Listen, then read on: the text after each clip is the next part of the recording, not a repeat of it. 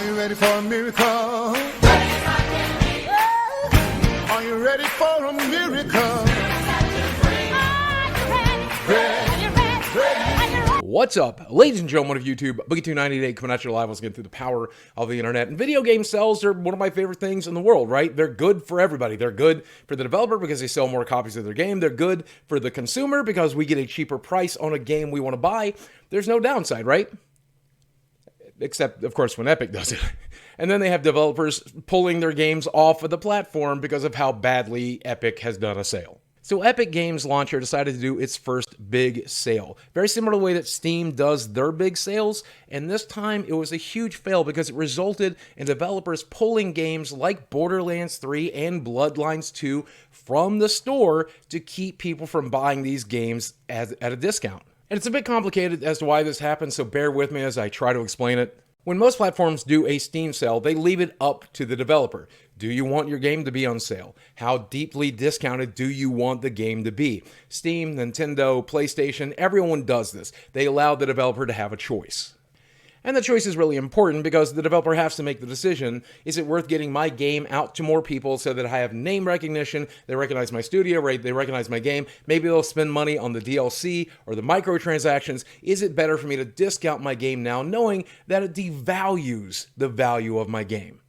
And when I talk about devaluing a game, if a game is retailing for $60, but for 1 week it is on sale for $29.99, then it's very difficult to get people to buy that game at $60 again once the price goes up. People in their mind will logically think, I saw the game for $30 at one point, that means that game is worth $30. I'm not going to spend more than that. And it's actually very natural for a game as it ages to become less valuable in a person's mind. It's worth $60 the day it comes out, but a few months down the road, most of us want to buy that game at a discount. But it's very important during that first week, during that first month, that you get as many people to pay full price as you can. The Epic sale was really interesting because they had a bunch of deep discounts on a lot of different games, and then on top of that, if a game retailed for $15 or more, they would knock $10 off the price of any game you chose to purchase. And yes, that of course included Borderlands 3 or Vampire the Masquerade Bloodlines 2. And apparently, based on what developers have said, Epic did not discuss this with any of the developers. They didn't have a team go out and say, do you want us to offer a $10 discount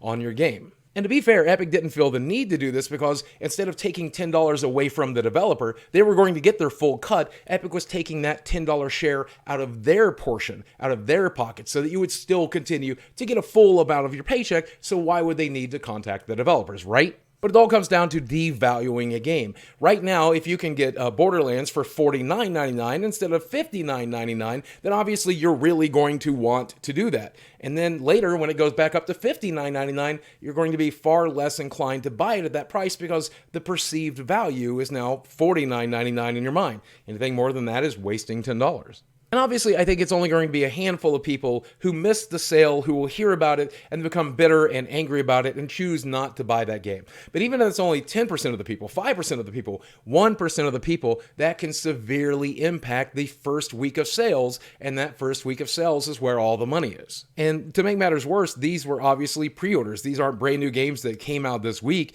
These are games that are not even available yet. Bloodlines 2 is not due out until 2020. Borderlands 3 is not due out till later in the year. So this is a really bad time to be damaging the perceived value of your game. Now, a spokesperson from Epic said if a developer or publisher chooses not to participate in our sales, we will honor that decision. Paradox Interactive has chosen not to participate in the Epic mega sale, and the game has become temporarily removed from the sale. Borderlands 3 was likewise removed, and 2K said, we are working closely with Epic and have temporarily removed Borderlands 3 from the storefront. We look forward to the game being back on the Epic Games Store very soon. But plenty of people were able to purchase it with that $10 discount. And so that even to me makes me mad because I would like to have saved $10 on a game I know I'm going to buy like Borderlands 3. And now I don't have that opportunity.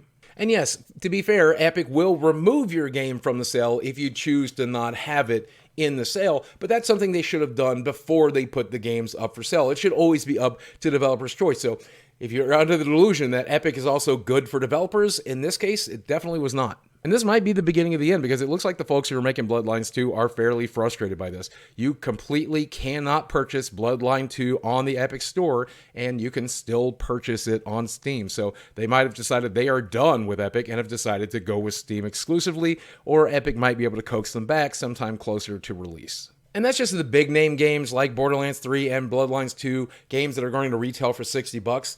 What if you're an indie developer and you were selling your game for $15 on Epic, on Steam, and on a bunch of other platforms as well? Now it's for sale for $5 on the Epic Store. It's a lot harder to get somebody to spend a full $15 on that game on Nintendo Switch or PlayStation after that. And when it comes to how this affects the smaller games, look at how it affected Supergiant's games Hades, which was selling for a historically low $7, which is impressive for a game that's in its early stages. However, they ended up raising the price of the game from $17 up to $25 to make the total price of the game $15 with the Epic discount, because they didn't want to devalue their game. That was the weirdest experience from this entire sale. And look, I'm not arguing against discounts. I love discounts. I've been arguing that they should discount digital versions of games for a really, really long time. But at the end of the day, it can't be the platform who's selling the game that determines the value of the game. It always has to be the developer or the publisher. It can't be the platform. It can't be Epic. And don't get me wrong, I'm glad that Epic was willing to reach down in its pockets and give me a $10 bill for every game that I purchase on their platform. I didn't purchase anything, but I like the incentive. I'm glad that you guys got to take advantage of that $10. But this sale also showed a lot of people of how poorly equipped for this kind of thing the Epic Store currently is. Because keep in mind, they still don't have a shopping cart. We are 6 months out from them having a shopping cart. So if you wanted to buy multiple games during a sale, and almost everyone does, you had to buy them one at a time. And if you're somebody who had a nice budget for video games, it turns out that the Epic Games Store will actually block your account if you buy too many games too quickly. That's what they're reporting over at Kotaku right now. Patrick Bovine reported on Twitter that they actually blocked his account because he bought too many games too quickly. He bought a whopping 5 games from $5 to $50 from the Epic Store, and they flagged his account as being possibly fraudulent. Now, Epic did respond to this and said it was a result of our aggressive fraud rules. If players run into this issue, they should contact player support so that we can investigate. And I don't even want to guess what player support looks like over there at Epic, because it's a storefront that doesn't have a shopping cart. So I can only imagine their support structure isn't great. Now, I know there's going to be a lot of people defending the Epic Store in the comments section below, and I think you should. If they're willing to reach into their pockets and give you $10 for every game you buy, I think that's a great system. That's definitely defensible. I'm not going to argue against that. But this does just go to outline once again how not ready for prime time the Epic Store is. They're not able to contact developers. They are not seasoned enough to understand and know these kinds of things. They don't realize what kind of impact a sale like this will have, and they are not even equipped to sell you all the games you want to sell, because you can get your account blocked for buying too many games. So just far too much, far too quickly. It's not how you run a business. Growing pains. It might just be growing pains, but as it is right now, sure makes them look like idiots. So Epic, if you're paying attention, here's what we've learned. Work on your infrastructure, because it's absolutely necessary. Open your communication with developers even further. I know that's expensive, and it's going to keep you from buying up games, because you're going to instead service the people that you are servicing better. But it's worth doing. And obviously, I'm going to applaud you guys for spending your money this way. Instead of buying up an exclusive, you decided to give deep discounts to your players out of your own pockets. That's a very good thing. I appreciate the sentiment. I'll probably end up purchasing some games as soon as I'm done with this video. So thank you for doing that. Please continue to do that. Don't let this sour the experience. Just do better next time. And the good news is, as of today, it looks like Epic is doing a little bit better with the sale. They've changed how the pricing is displayed during the sale in order to clearly reflect the publisher's sell price. You still get the $10 discount, even though when you log into the Epic launcher, it's no longer advertised on the front page. You have to go to the individual games page to see whether or not that game qualifies for the sale. And if it does, the page will let you know. And Epic is assuring people that they are working with the developers to determine whether or not their games should be on sale, and if so, what kind of price, what kind of discount. But again, this is all stuff they should have done before the sale.